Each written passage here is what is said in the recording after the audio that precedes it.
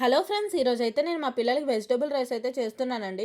రోజు పప్పేసి ఏం వండుతామని ఈరోజు కొత్తగా అయితే చేస్తున్నాను. ముందుగా అయితే స్టవ్ వెలిగించుకొని దాని మీద కుక్కర్ పెట్టుకొని కొంచెం ఆయిల్ వేసుకొని జీలకర్ర, వాము వేసుకొని అవి వేగాక ఆనియన్స్ 2, 3 పచ్చిమిరపకాయలు వేసుకొని వేయించుకోవాలి. అవి కూడా వేగిపోయాక మన దగ్గర ఉన్న వెజిటబుల్స్ అన్నీ వేసేయాలండి. నేనైతే నా దగ్గర ఉన్నవన్నీ వేసేసానండి. వేసేసి బాగా కలుపుకొని కొంచెం సాల్ట్ వేసుకొని మంచిగా మగ్గనివ్వాలి.